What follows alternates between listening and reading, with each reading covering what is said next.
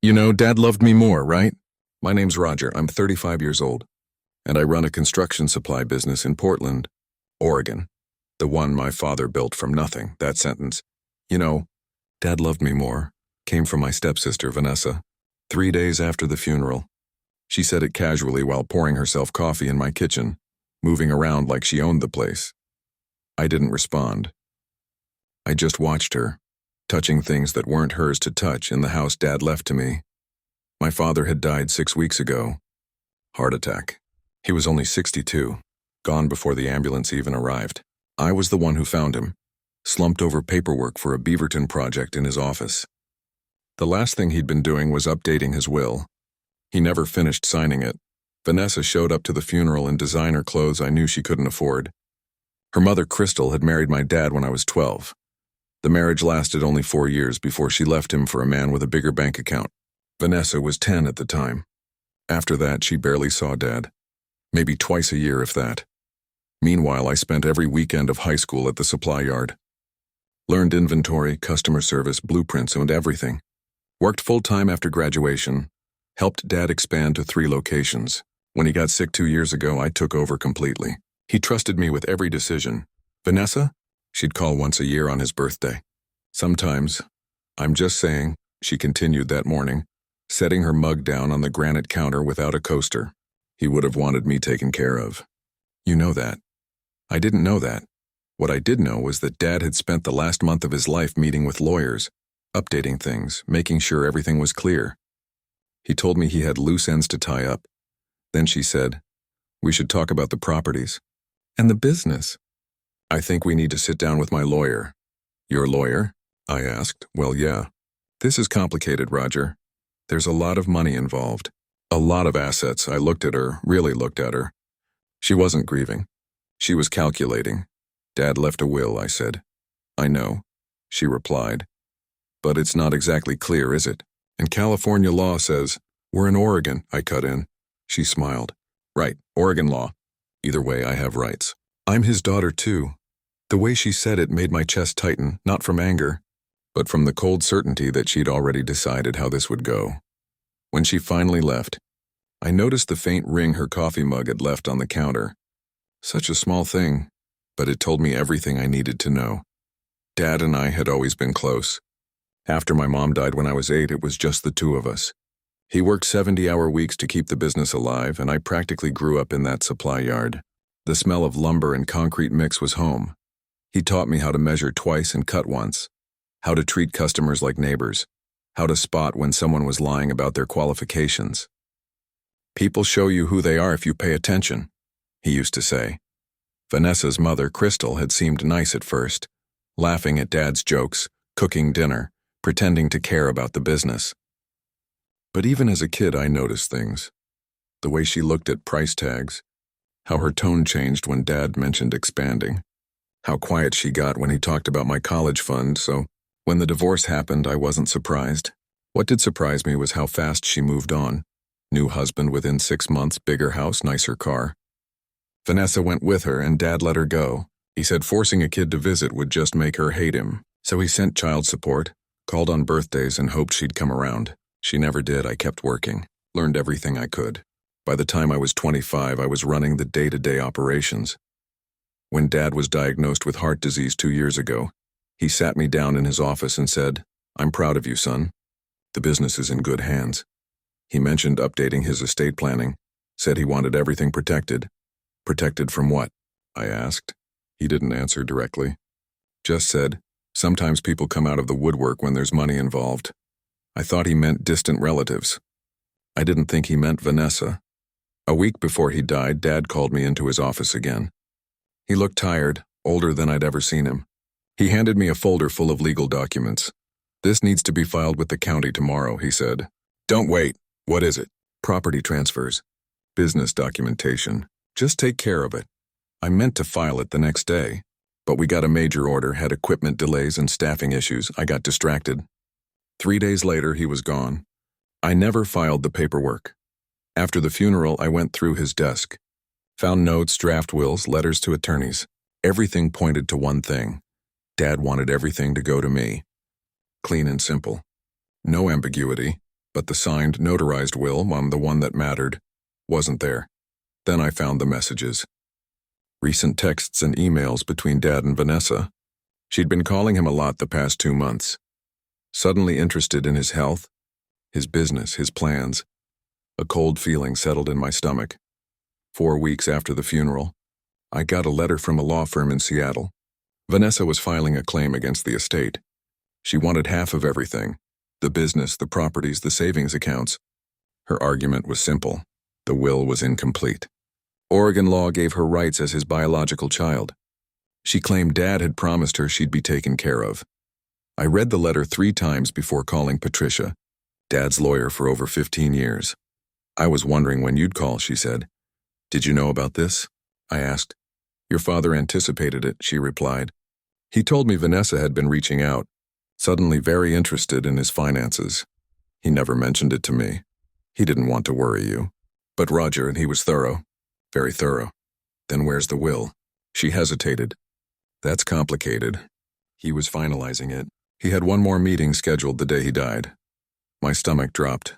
"But," she continued, "your father wasn't careless. He left documentation. Lots of it. What kind of documentation? Letters, affidavits, financial records. He knew Vanessa might try something, so he prepared." I sat in Dad's office staring at the empty chair across from me, the one where he used to sit and talk strategy, where he taught me everything I know. "What do I need to do?" I asked. "Come to my office," Patricia said. "Bring everything you found in his files. And Roger, don't talk to Vanessa. Don't respond to her lawyer. Let me handle this." I hung up and sat there in silence. The betrayal didn't surprise me. Not really. What hurt was the timing.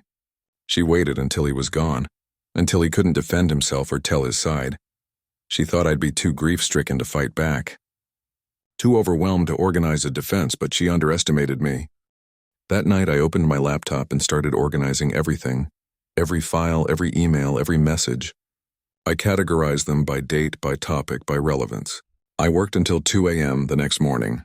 I hired a private investigator. His name was Leonard, a former police detective who now specialized in financial fraud and estate disputes. "I need you to dig into my stepsister," I told him. "Everything. Her finances, her communications with my father, anything that shows her real intentions." Leonard nodded slowly. "How deep do you want me to go?" "All the way," I said. I wasn't angry. Not yet, I was focused. Dad had always taught me to handle problems the same way you'd handle a construction project. Break them down, deal with each piece carefully, and build a solid foundation before moving forward. Vanessa thought she could take what he'd built, what we'd built together. She was wrong. The mediation took place in a neutral office in downtown Portland. Vanessa arrived looking polished, her grief carefully staged. She had a lawyer with her, a slick guy named Bradley wearing a suit that probably cost more than most people's rent. I came with Patricia. Bradley started with the sympathy act. How hard this was for everyone. How Vanessa only wanted what was fair. How her father would have wanted her taken care of. Then he said it. "My client is willing to settle for 68%. I almost laughed. 68% of what? He didn't blink. The business, the properties, the accounts, everything. Based on Oregon inheritance law. Based on the fact that there's no fully executed will. Based on your father's relationship with my client." Vanessa sat beside him, eyes lowered, tissue in hand, the picture of a grieving daughter. Patricia didn't say a word. She just slid a folder across the table. "Before we continue," she said calmly, "I'd like to present some documentation." Bradley opened it. His expression changed. Vanessa leaned in to look. Patricia began to read aloud. "To whom it may concern, I am writing this to clarify my intentions regarding my estate. My son Roger has been my partner in business and in life. He has earned everything I planned to leave him. My daughter Vanessa has made her choices. She has shown no interest in my life or my work beyond what she might inherit. I do not wish for her to receive any portion of my business or properties. This is my final decision." The room went silent. Vanessa's face flushed. "That's not legal," she snapped. "It's just a letter." "It's a notarized statement of intent," Patricia replied evenly. "Signed by your father in front of witnesses. It's absolutely legal." And it's part of a larger body of documentation that establishes his clear wishes. Bradley recovered quickly. Letters of intent aren't binding without a proper will. We're still within our rights to contest this. Then we'll see you in court, Patricia said. The mediation was over. Vanessa couldn't even look at me as she walked out. Back at the supply yard, I tried to focus on work, but my mind kept circling back to that letter. Dad had seen this coming. He'd written that statement, notarized it, prepared for this exact moment. He knew she would try. That night, Leonard called. I found something, he said. You're going to want to see this. We met at a diner in Gresham. He slid a manila envelope across the booth. Inside were printed emails, dozens of them, between Vanessa and her mother, Crystal. I started reading. Dad's health is getting worse. Now's the time. Push for medical power of attorney. Get access to the accounts. He's vulnerable. Use it. If he dies without updating the will, we can claim half, maybe more. My hands shook, not from anger, but disgust. They'd planned this. They'd plotted it while he was dying. There's more, Leonard said. She contacted 3 different estate lawyers before your father passed. Asked about inheritance laws, specifically about contesting wills and claiming portions of estates. She knew exactly what she was doing. I stared at the emails. The dates, the calculated tone, the total absence of love or grief. Can we use this in court? I asked. Absolutely, Leonard said.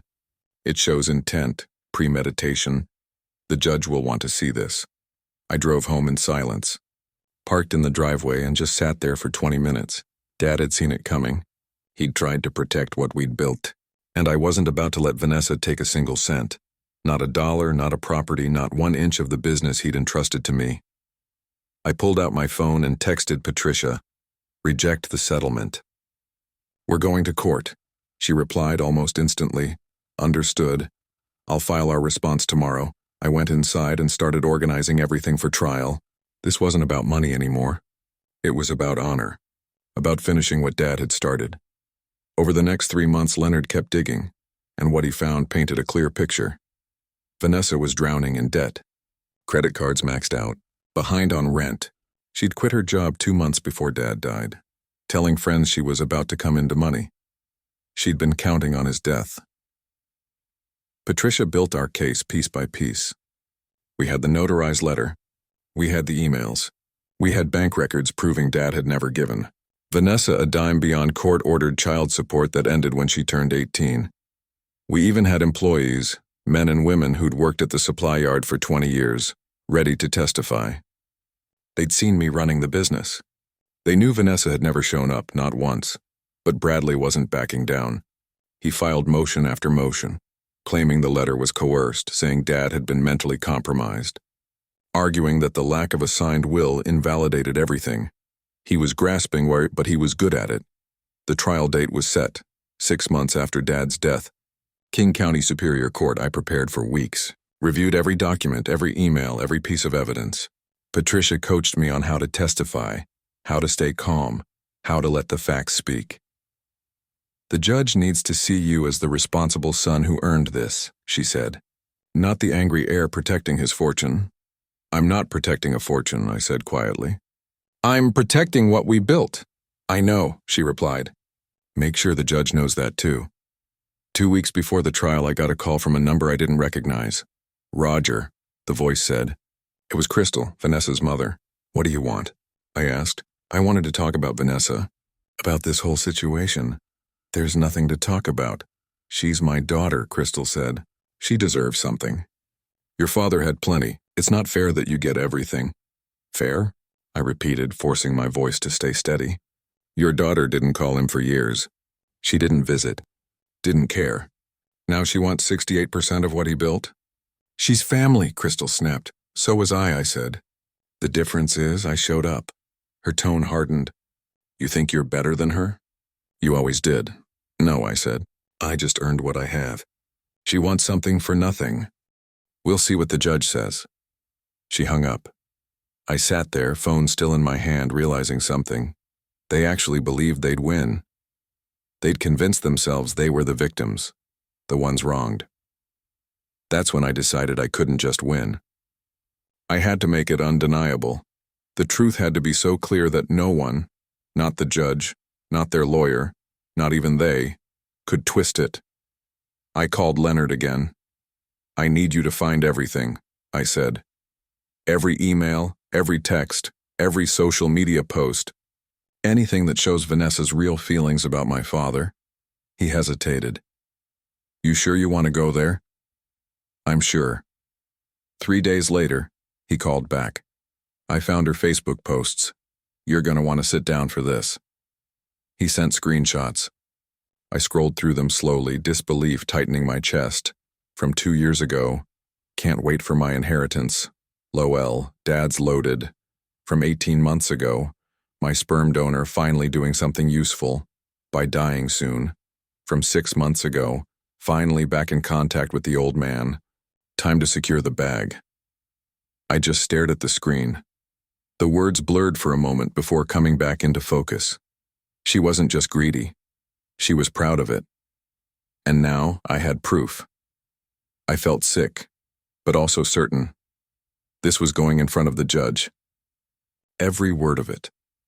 The courthouse in downtown Portland was buzzing that Tuesday morning. I arrived early, wearing the navy blue suit my dad had bought me when I made partner. Simple, professional, a reminder of what I'd earned. Patricia met me in the hallway. Ready? She asked. Yes. Remember, stay calm, answer directly, don't get emotional. I won't. Vanessa arrived 20 minutes later, dressed in black, playing the grieving daughter again. Bradley walked beside her, carrying 2 briefcases like some kind of shield. We entered the courtroom. Judge Catherine presiding, mid-50s, a former prosecutor known for her no-nonsense rulings. Bradley started with his opening statement. He talked about Vanessa's rights as a biological child, about fairness and family obligations. Then Patricia stood and countered with the notarized letter. My father's words, his wishes, his truth. She explained our relationship, our years together in the business, his clear intentions. The judge listened carefully, taking notes, asking pointed questions. When Patricia entered Dad's letter into the record, the judge read it slowly, then looked up. This is dated 3 months before your father's death? Yes, Your Honor, Patricia said. And it was notarized? Yes, with 2 witnesses. Bradley jumped up. Your Honor, a letter of intent doesn't supersede inheritance law. No, the judge replied evenly, but it does establish clear wishes. Continue, counselor. Then came the emails, the ones between Vanessa and her mother, Crystal. The plotting, the calculation, the complete absence of grief or love. Bradley tried to object again. The judge waved him off. I want to see these, she said. She read them carefully. Her expression hardened. Then Patricia presented the social media posts, the ones Leonard had found. Every cruel word, every greedy thought. Vanessa's face went pale. Your Honor, Bradley began, those posts are taken out of context. The judge cut him off. What context makes calling your dying father a sperm donor acceptable? Silence. She turned to Vanessa. Did you write these posts? Vanessa looked at Bradley. He gave a reluctant nod.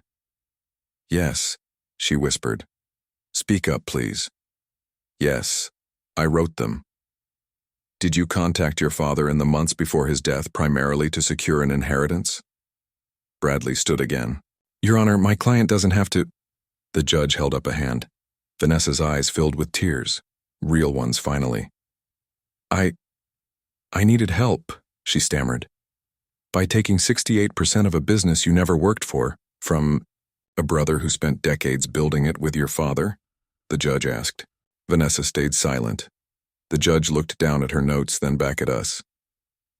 I'm going to be very clear, she said.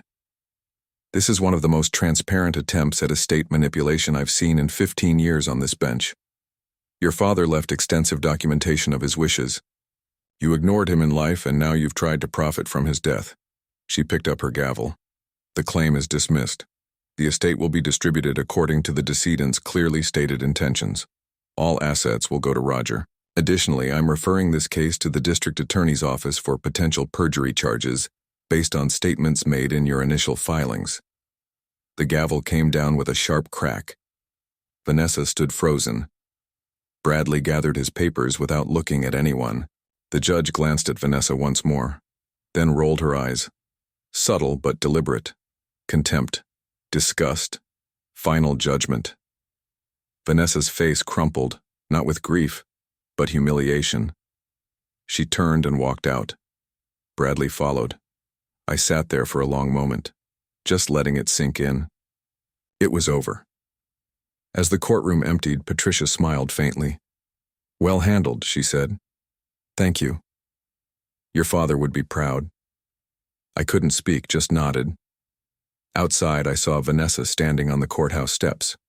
Bradley was talking to her quietly, probably about the perjury referral and what it meant. She looked small, defeated. A few minutes later, Crystal pulled up. Vanessa got into the car without looking back. I watched them drive away. Leonard appeared beside me. "Hell of a case," he said. "Hell of a result." "Yeah, now I get back to work. Dad's business, my business now, was waiting. 3 locations, 50 employees, contractors depending on us, projects in motion." I drove to the main supply yard, walked through the warehouse where Dad once taught me to drive a forklift, where I'd spent summers learning inventory, where he told me I'd earned my place. The employees knew about the trial. They didn't make a big deal out of it. Just nods, handshakes, and back to work. That's how Dad would have wanted it. No drama, no celebration. Just the work. I went into his office and sat in his chair. Looked at the photo on the desk. Him and me at the grand opening of our 3rd location. Both of us dusty and exhausted, but grinning. I'd protected what he built. What we built together. The notarized letter hung framed on the wall now. Patricia had suggested it, in case anyone else gets ideas, she'd said. My phone buzzed. A text from an unknown number. This isn't over. I deleted it, blocked the number. It was over. The judge had made that clear. 6 weeks later, I heard Vanessa and Crystal had moved to California.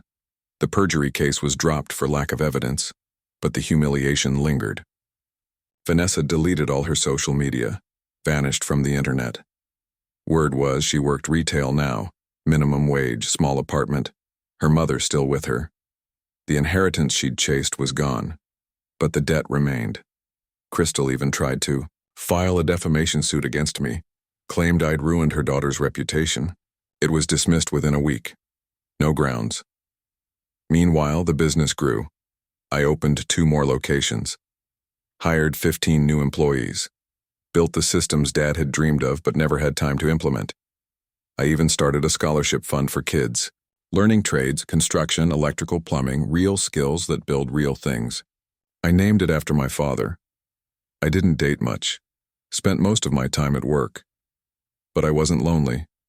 I had purpose. Something worth building. Sometimes late at night I'd walk through the warehouse, looking at the stacks of lumber, the forklifts, the order forms. Dad built this from nothing. I kept it going, made it stronger. Vanessa thought she could take it all, with a lawsuit and a sad story. She thought blood was enough. But blood doesn't mean anything if you're not there, if you don't show up, if you only care when money's involved. Family isn't what you inherit, it's what you build, and I wasn't about to forget that.